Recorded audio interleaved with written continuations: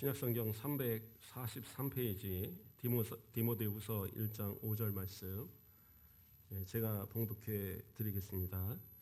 이는 내 속에 거짓이 없는 믿음이 있음을 생각함이라. 이 믿음은 먼저 내 외조모 로이스와 내 어머니 유니게 속에 있더니 내 속에도 있는 줄을 확신하노라. 아멘. 이 시간 시온 찬양대에 찬양 있겠습니다.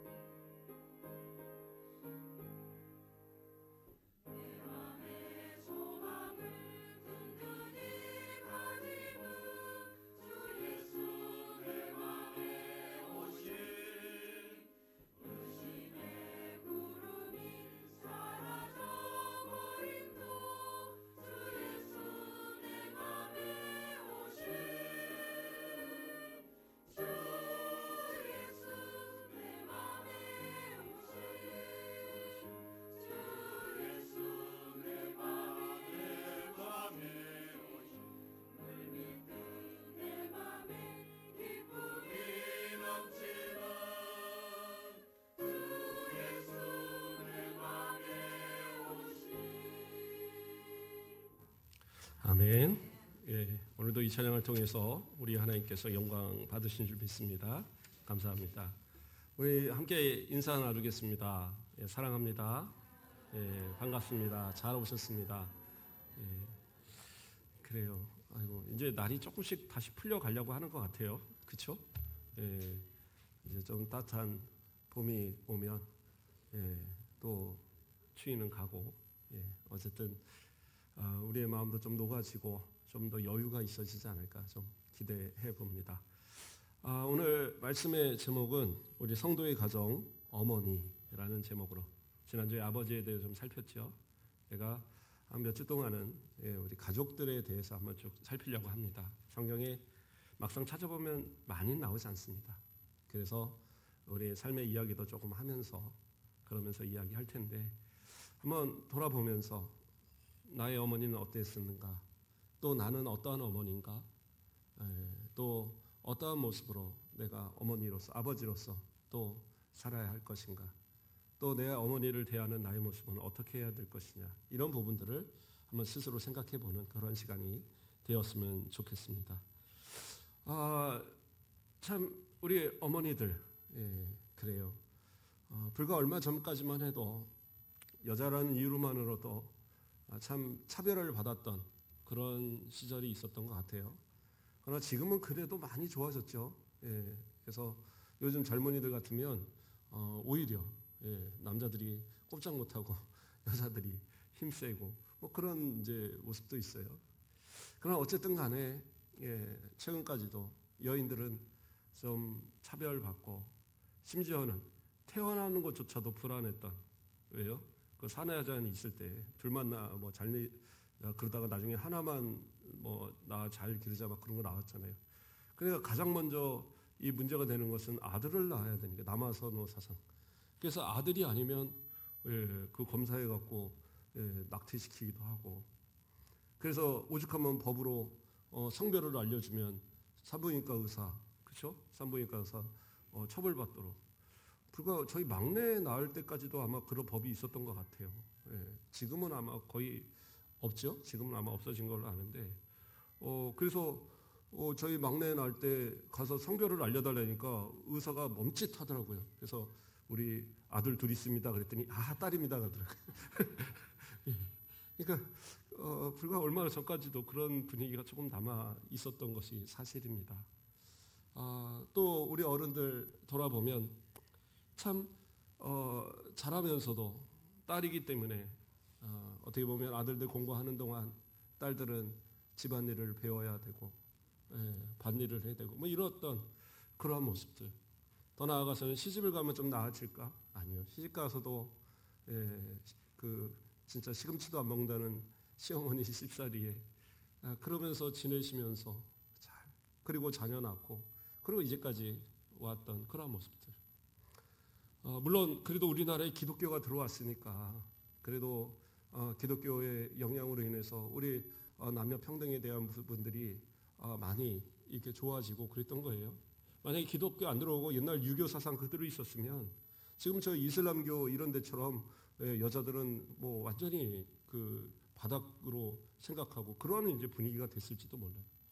그래도 정말 하나님의 사랑으로 이 땅에 기독교가 들어오고 우리 여성도들이 또 교회를 위하여 헌신하고 또 가정을 믿음으로 일으키고 그러면서 참 이 자신에 대한 모습도 많이 높아진 그러한 부분은 분명히 있습니다. 그러나 여전히 어머니는 더 많은 것을 희생하면서 살아가는 것이 우리 또 어머니들이 아닌가 이런 생각을 해보게 됩니다. 최초의 사람, 우리 지난주에 살폈지만 최초의 사람은 아담입니다. 그렇죠? 수요일 날 아담에 대해서 배웠었는데 최초의 사람은 아담인데 그런데 최초의 어머니는 누굽니까? 최초의 어머니는 하와입니다. 무슨 말이냐? 남자는 죽었다 깨나도 못하는 일이 여자처럼 아이를 낳는 일은 못해요. 그러나 여자들은 요즘에 남자 하는 일 다 하잖아요. 힘센 분들은 이렇게 팔씨름하면 막 여자들이 남자도 이기고 그러더라고요. 그런데 아이를 낳는 일만큼은 여자만이 할 수 있는 거예요. 그래서 대단히 귀한 일이고 여자가 열악하다 아니에요. 여자가 약하고 그런 존재가 아니에요. 왜? 아이를 낳을 수 있으니까. 그 자체만으로도 어쩌면 여인들은 충분히 그 존경받아야 될 그런 모습이 아닐까. 창세기 4장 1절 말씀을 보면 아담이 그의 아내 하와와 동침하며 하와가 임신하여 가인을 낳고 이르되 내가 여호와로 말미암아 등남하였다. 하나님께서 아들을 주셨다는 그 기쁨의 고백. 이것은 아담의 고백이라기보다는 하와의 고백이 아닐까라는 생각이 듭니다. 정말 이제 하나님께서 나에게 이 아이를 주셨구나. 정말 선악을 알게 하는 나무의 과실 그거 하나 자기 먹고 맛있네. 여보 한 입 먹어 해갖고 줬다가 그것 때문에 얼마나 구박을 받고 살았을까. 그랬는데 아이를 낳음으로 인해서 이제 하나님께서 내게 아들을 주셨다. 중국 원나라 말기에 쓰여진 명심보감이라는 것이 있답니다. 그 가운데 보면 효행편이 있는데 또 시경이라는 그 시들을 모아놓은 그런 책인데 거기서 인용해서 효행편에 가장 먼저 나오는 글귀로 합니다. 뭘까요? 대단할 것 같지만 우리가 아는 이야기입니다. 아버지 나를 낳으시고 어머니 나를 기르시니 애달프다. 부모님이시여 나를 낳아 기르시라 애쓰고 수고하셨다. 그대를 갖고자 하나 넓은 하늘처럼 끝이 없어라.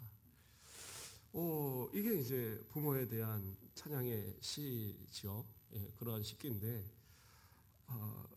저는 그래요. 아버지 나를 낳으시고 도대체 아버지가 낳으시는데 어떤 역할을 했길래 아버지가 낳으신다고 그러냐. 예, 저도 옛날에는 그런 얘기들 많이 했어요. 아버지가 나를 낳으신 거야. 그러니까 니네들은 다 내가 낳은 거야. 우리 애들한테도 맨날 그랬는데 사실은 남편이 아이를 낳는데 특별히 한 게 별로 없는 것 같아요. 많은 남자들이 저도 마찬가지지만 하나같이 하는 얘기가 첫애 출산할 때 정신없이 있다가 자리를 비우는 경우들이 종종 있더라고요. 예. 저는 밥 먹고 오라고 그래서 실컷 가서 김밥 천국에서 열심히 김밥 한 줄에 라면 하나 먹고 있는데 전화해갖고 왜 안 오냐고 무슨 밥을 그렇게 오래 먹냐고 막 구박을 하면서 그래서 이제 갔더니 바로 분만실로 가더라고요. 예. 그래서 한마디하면 라면 먹다가 아이 낳는 것도 못 불문했는데 어쨌든 그게 이제 남자들의 모습이 아닌가 생각을 합니다. 어머니는 그 배 아픈 모습.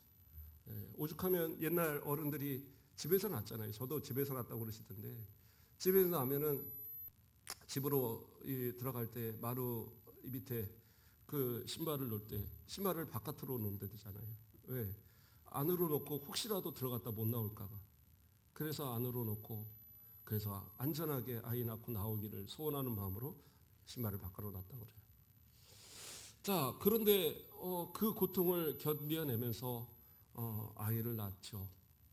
근데 참 신기한 것은 엄마는 그 아이를 하나를 낳고도 또 그 고통을 잊어버리고 둘째를 낳고 또 셋째를 낳고 예, 철없는 남편은 넷째 달라 또 낳자고 조르기도 하고 예, 그러면서 이렇게 아이들이 또 늘어나기도 하고 그렇게 이제 어쨌든 어머니는 자신의 희생을 하면서 그렇게 아이를 낳는 거죠. 아이를 낳는 것이 그렇게 좋은 건 아니잖아요. 사실은 여자들이 몸이 많이 약해지는 거거든요. 물론 요즘은 잘 몸을 그 좋은 것들 많이 먹으면서 몸을 그 산후조리를 잘 한다고 하는데 그리고 아이 낳으면 막 산후조리원 같은 데 들어가서 저는 조리원 뭐 이런 거 얼마 안 하는 줄 알았어요. 그랬더니 뭐 몇백만 원씩 하고 비싼 데는 막 1,000만 원도 하고 그런다고 하더라고요. 예, 그렇게 비싼 데 들어가서 이렇게 하고 하니까 몸이 이제 회복이 되는 거죠. 그러니까 또 아이를 낳아도 건강하고 하는데 옛날 분들은 어떻게 해요? 예, 열심히 애기 낳고도 나와서 먹는 거 미역국 하나 겨우 먹는 그러면서 몸을 이렇게 보호하는 그러한 모습들. 심지어 어떤 분들은 애기 낳고 하루 뭐 일주일 안에 나가서 밥 갈았다는 얘기들도 하시는 분들도 있고 그러더라고요. 그렇게 하면서 아이를 낳고 키워오신 분이 우리 어머니들이잖아요. 예, 솔직히 아버지들이 뭐 물론 돈도 벌고 많은 역할을 했지만 그러나 어머니는 그 아이를 낳았다는 것으로만으로도 대단하시고 그런 모습일 것 같아요. 아담이 몇 세를 살았을까요? 예, 제가 수요일 날 말씀드렸었는데 930세를 살았습니다. 하와가 몇 살을 살았는지는 안 나와요. 근데 거기 성경에 보면 뭐라고 나오냐면 이삭을 130세에 낳고 이후로 800살을 살면서 아이를 낳았다고 나와요. 그건 무슨 얘기예요? 그때까지 하와가 살은 거예요. 어떻게 보면 아담보다 더 많이 살았는데 성경에는 남자들만 기록하다 보니까 안 나오는 거예요. 여자들이 아무래도 수명이 더 기니까 한 100년을 더 살았는지 모르겠지만 어쨌든 800살을 살면서까지 아이를 낳았대요. 성경에서는 가인, 아벨, 셋, 이 셋만 나오지만 그러나 사실은 많은 아이들을 낳았던 거예요. 예. 적어도 그렇죠. 930세까지 있으면서 낳았으니까 얼마나 많이 나왔을까요?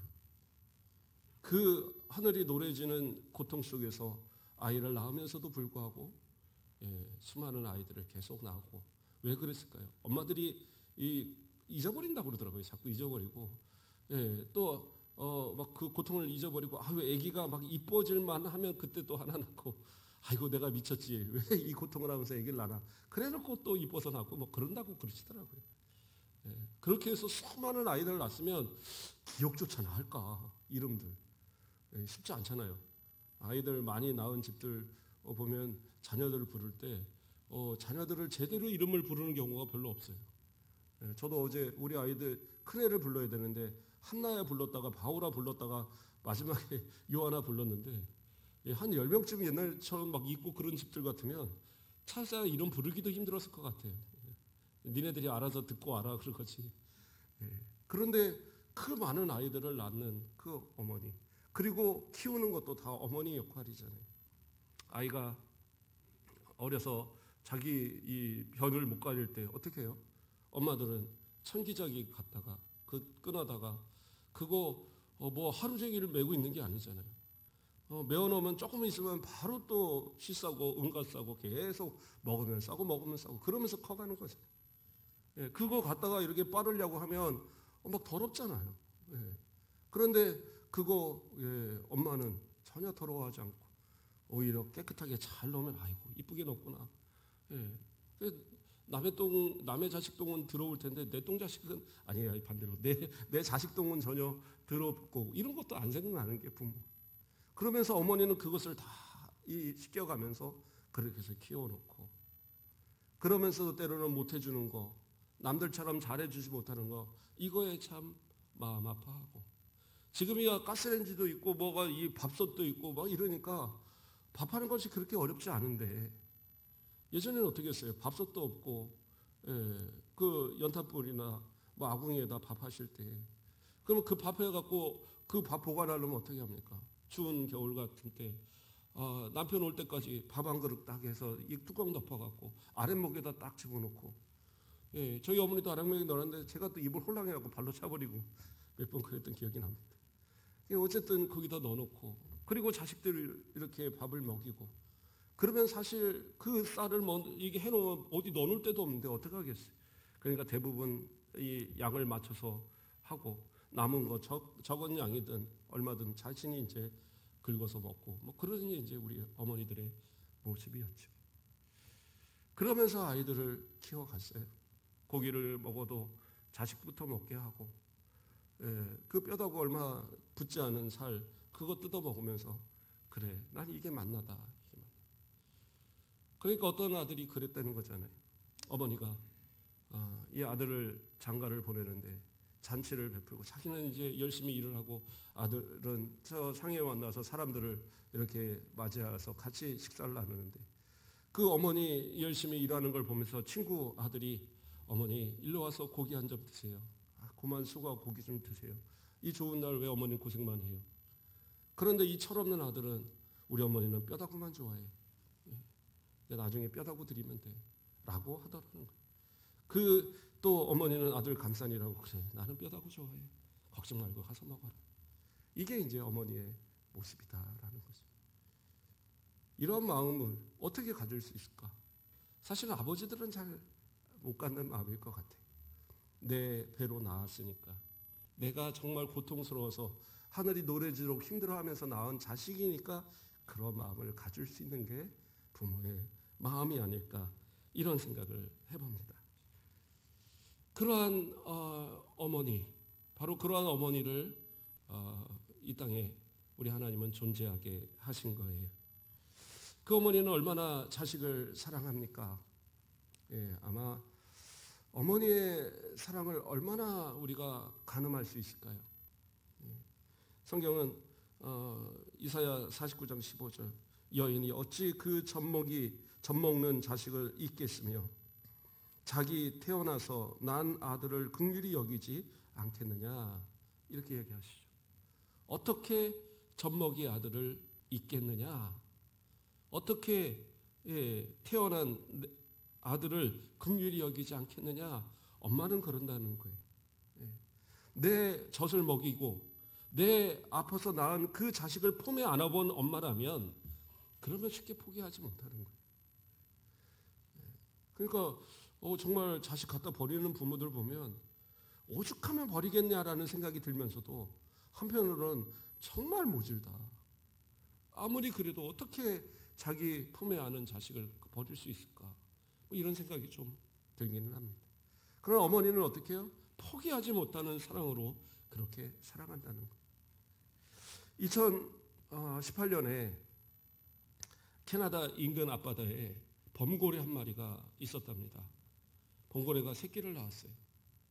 그래서 새끼를 이렇게 끌고 다니는데 불과 며칠이 지나지 않아서 그 새끼가 죽었답니다. 범고래 아시죠? 큰 고래. 이 돌고래보다는 좀 더 크고 그렇다고 아주 향유고래 이런 거 같이 크진 않아요. 범고래. 아주 난폭한 이 고래 중에 하나입니다. 상어도 막 잡아먹고 뭐 그런 애인데, 그런데 이 범고래가 새끼를 낳았는데 새끼가 며칠이 지나지 않아 죽었어요. 그러면 우리가 생각해야 어떻게 해요? 짐승들은 새끼 낳아도 죽어도 그냥 죽었나 보다 뭐 그러고 그럴 것 같은데, 이 고래가요, 그 죽은 새끼 고래를 바로 그 머리 등에다가 업고, 그리고 장장 1600km를 헤엄치는 동안에 그 아이를, 그 고래를 업고 그러고 이렇게 갔다라는 거예요. 왜? 계속 움직여야지 되니까. 혹시라도 살아나라고 그 안타까워서 그 등에다 업고 이 범고래가 그렇게 지나갔다라는 거예요. 그래, 짐승도 그렇게 하는구나.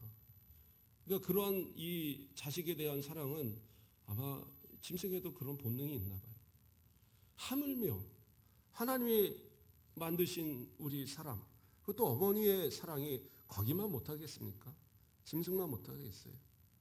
그 자식을 사랑하는 그러한 모습, 태어나서부터 자라는 모든 순간 어떻게 보면 가장 그 사랑을 쏟아붓는 것이 바로 우리의 어머니시잖아요. 그러한 어머니의 사랑, 그것이 우리가 또 생각하고 또 감사해야 될 그러한 모습이 아닐까 생각을 합니다. 어떤 분들은 그런 얘기를 해요. 저는 어머니 사랑 별로 받은 거 없는 것 같은데요. 저를 보면 맨날 이 오빠만 사랑하고 아들들만 위해서 다 쏟아붓고 나는 별로 받은 것도 없는 것 같은데. 그런데 때로는 그런 것 같아요. 지난주에 아버지도 얘기했지만 어머니도 어머니로부터 사랑을 그렇게 받지 못했었으니까 그런 줄 알고 그렇게 크는 것 줄 알고 딸은 그렇게 잘하는 줄 알고 그렇게 했을 것 같아요. 그리고 아들 잘 키워놓으면 아들이 또 책임져 주겠지라는 생각도 하면서, 그게 어머니의 모습이 아니었을까.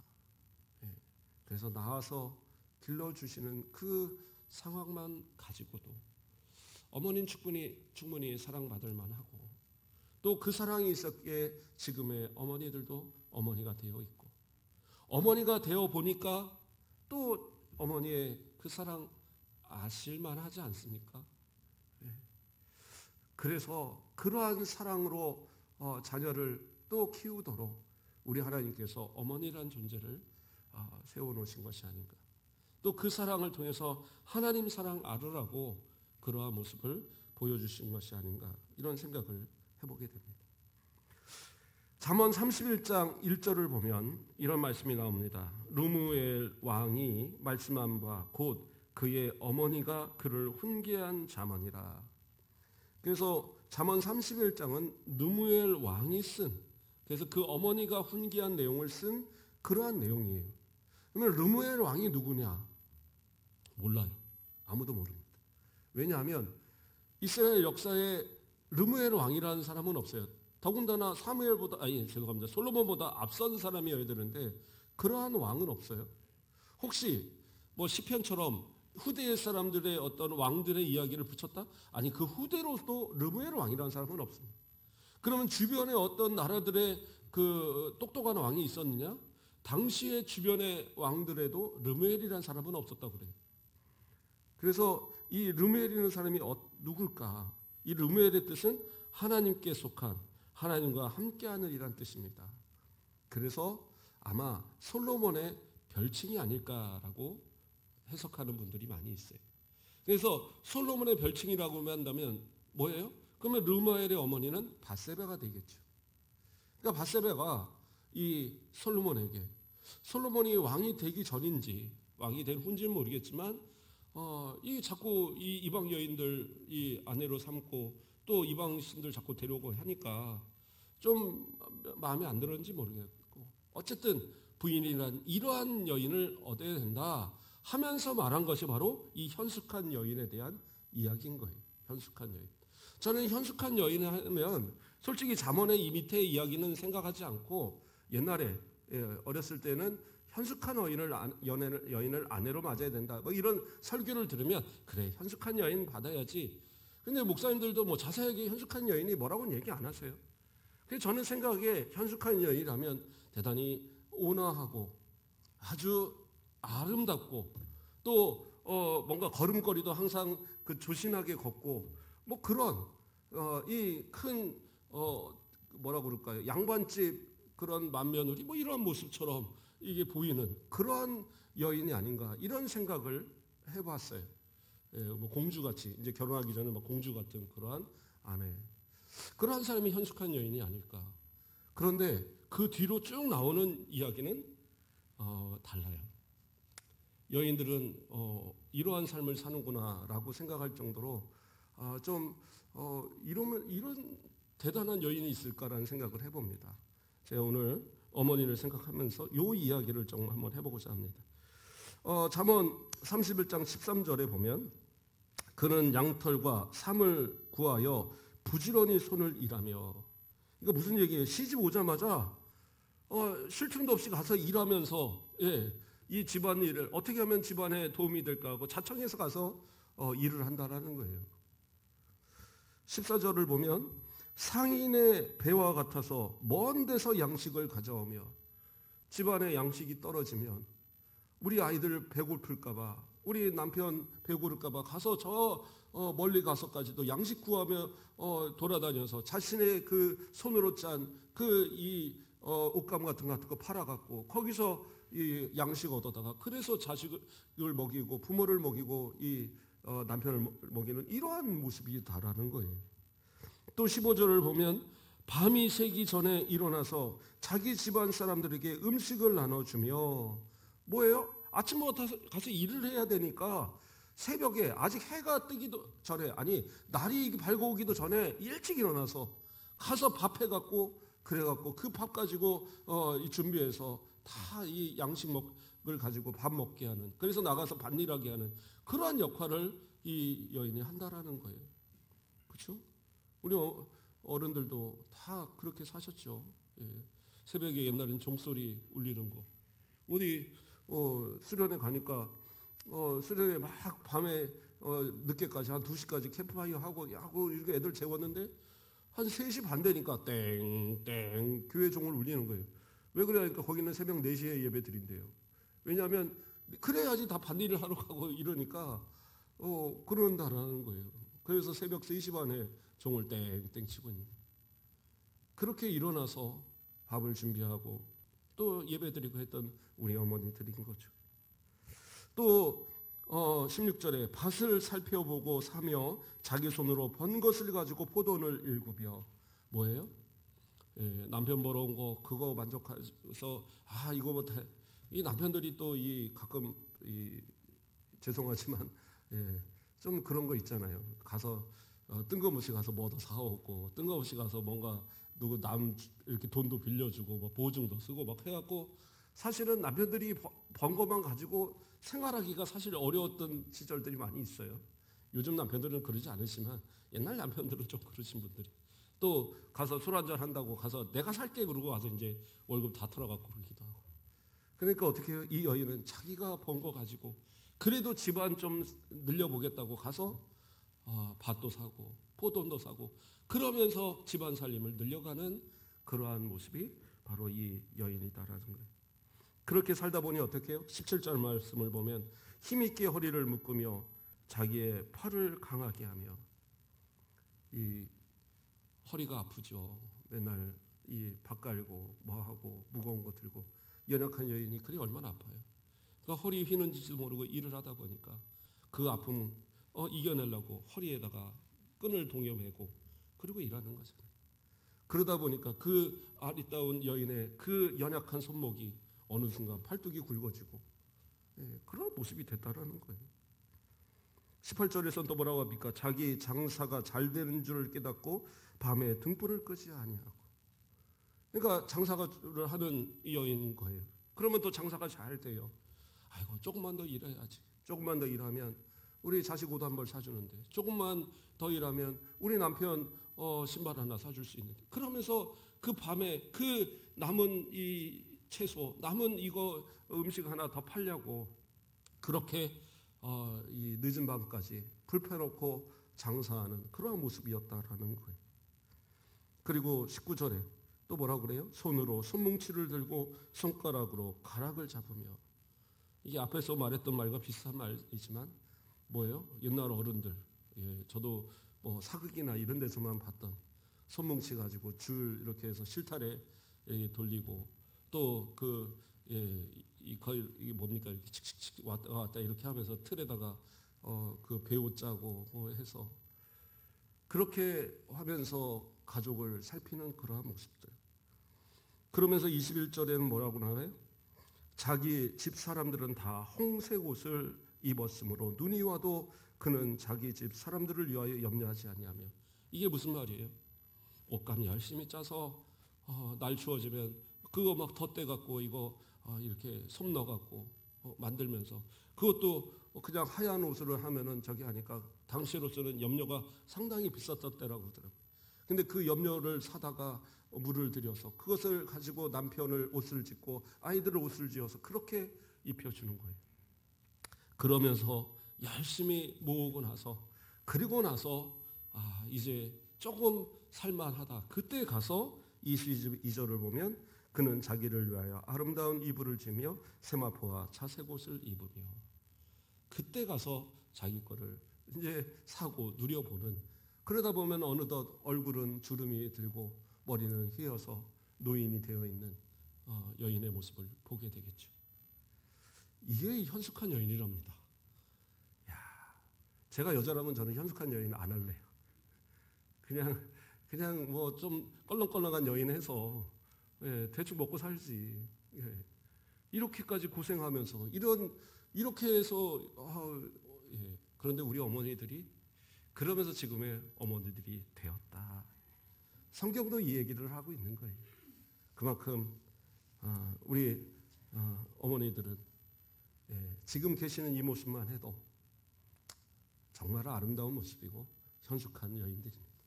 얼굴이 이쁘고 이런 거는 사실은 아무것도 아니라는 거예요. 그 얼굴 이뻐갖고 뭐 목소리 이뻐갖고 그래서 먹고 사는 거 아니잖아요. 그러나 자식을 위해서 온전히 헌신하던 그 모습, 정말로 시집 올 때 아리따웠고 정말 소녀 같던 그 모습들이 어느 순간 어머니가 되어 있는 우리 모습들, 진짜 현숙한 여인들이시다라는 거예요. 자, 어머니에 대한 얘기들을 좀 이렇게 해봤습니다. 그런데 어머니들에게 가장 중요한 사명이 있어요. 우리 믿음의 어머니들에게는 바로 오늘 읽었던 본문 디모데후서 1장 5절 뭐라고 나옵니까? 이는 내 속에 거짓이 없는 믿음이 있음을 생각함이라. 이 믿음은 먼저 내 외조모 로이스와 내 어머니 유니게 속에 있더니 내 속에도 있는 줄 확신하노라. 누구예요? 디모데가. 아버지가 헬라인이에요. 유대인이 아니에요. 어머니만 유대인이에요. 그럼에도 불구하고 유대인의 교육을 잘 받으면서 컸던 모습이 디모데였어요. 할례는 받지 않았었어요. 아버지 때문에. 그러나 그가 열심히 잘 신앙으로 자라서 나중에는 어떻게 해요? 바울을 만나고 예수 그리스도를 영접하면서 바울의 아들과 같은 제자가 되고 나중에 에베소의 감독으로서 그러한 훌륭한 목회자가 되었어요. 그게 디모데입니다. 그런데 그 디모데의 그 신앙의 가장 중요한 역할을 누가 했느냐? 바로 어머니 유니게, 그 할머니 로이스가 그 신앙의 역사를 그 아들에게 심어 주었다라는 거예요. 어떻게 보면 가장 이 어머니로서 잘한 일은 그거예요. 어떤 어머니가 자식한테 못하겠어요. 지금까지 말했던 것처럼 자식을 위해서, 가정을 위해서, 남편을 위해서 정말 헌신하고 몸이 부서져라 다 노력하는 것은 뭐 꼭 기독교인이 아니라도 세상의 어머니들도 다 마찬가지예요. 근데 기독교인들의 어머니가 달라야 될 것은 무엇이냐? 신앙을 심어줘야 된다. 그래서 그 자녀의 평생이 내 노력만으로 이 아이의 평생을 책임져가는 게 아니라 하나님께서 그를 복 주시고, 그래서 그로 인하여 하나님께서 귀하게 쓰시는 자를 만들어지도록 그렇게 신앙을 가르쳐 주는 것, 믿음을 가르쳐 주는 것, 이게 정말로 중요하고 그것이 어머니의 가장 큰 역할이다라는 것을 우리가 알아야 된다라는 거예요. 혹 그래요. 내가 세상의 사람들만치도 자녀들에게 못해준 것이 있을 수는 있어요. 예. 나도 우리 자녀들에게 어떻게 할지 몰라서 아들은 뭐 어떻게 좀 열심히 잘했는데 딸들은 또 잘 못한 게 있을 수도 있어요. 그래서 항상 죄인과 같고 딸들이 아이고 엄마 나한테 왜 그랬어? 나 좀 공부 좀 가르치지 왜 그랬어? 맨날 이게 한 소리 하고 도대체 오빠 맨날 용돈도 안 주는 저 오빠 뭐가 좋다고 그렇게 가르쳤어? 따져보기도 하고 그러면 할 말이 없어 맨날 죄인처럼 그렇게 살아가는 것이 또 어머니들인데 그래 내가 은과 금 너에게 줄 수는 없지만 내게 있는 건 너에게 준다. 그게 뭐예요? 나사렛 예수 구원의 길 이것만큼은 잊지 마라. 내가 예수 믿어보니까 예수 믿는 것이 가장 큰 것이더라. 그래서 그거 전해주면 그 딸의 또 그 아들의 평생의 삶이 하나님의 주신 복으로 살아갈 수 있다라는 거예요. 하나님께서는 그렇게 얘기하십니다. 여인이 어찌 그 젖먹는 자식을 잊겠으며 자기 태에서 난 아들을 긍휼히 여기지 않겠느냐. 그 다음에 뭐라고 그래요? 그들은 혹시 잊을지라도 나는 너를 잊지 아니할 것이라. 이 약속을 알려주는 거예요. 나는 너를 포기하지 않지만 내가 너를 감당할 수 없어도 우리 하나님은 너를 잊지 않는다라고 하셨다. 그 하나님 기억해서 내 평생 너를 위해서 기도할 테니 내가 없는 그때에도 너 믿음 잘 지켜서 우리 영원한 천국에서 함께 만나자. 이러한 믿음의 유산을 남겨줄 수 있는 것이 바로 우리 어머니들의 사명이다. 말씀을 드리는 겁니다. 이러한 말씀을 드리면서 그래요. 제가 대표가 될 수 있을런지 모르겠지만 아들들과 남편들을 대신해서 감사를 드립니다. 어머니들 감사합니다. 제가 복음성가를 요즘 하나씩 부르잖아요. 뭐를 부를까 고민을 하다가 오늘은 어머니의 마음 노래를 제가 불러드리겠습니다. 1절만.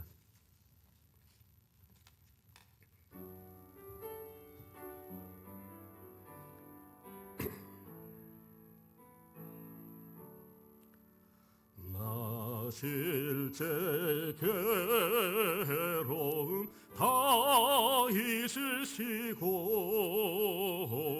기르실 제 밤낮으로 애쓰는 마음 진 자리 마른 자리 가라니시며 손발이 다 닳도록 고생하시네. 하늘 아래 그 무엇이 넓다 하리요.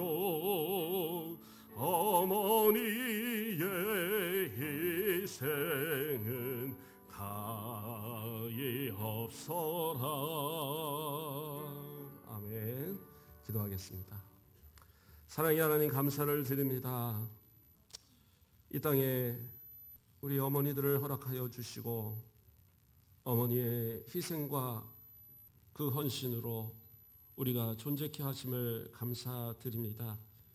이제로 우리도 어머니의 그 사랑받은 아들로 딸들로서 이제 우리도 그 어머니의 희생 같은 또 부모가 되어서 또 우리 자녀들에게 하나님의 사랑을 가르쳐주는 또 하나님의 그 포기하지 않으시는 그 아름다운 사랑을 가르쳐주는 그러한 신앙의 어머니들이 아버지들이 될 수 있도록 인도하여 주시옵소서. 연로하신 우리 어른들 건강을 지켜주시고 노년에 근심이 없도록 하나님께서 항상 보호하시고 복된 삶을 누리게 하여 주시옵소서. 감사합니다. 예수 그리스도의 이름으로 기도드립니다. 아멘.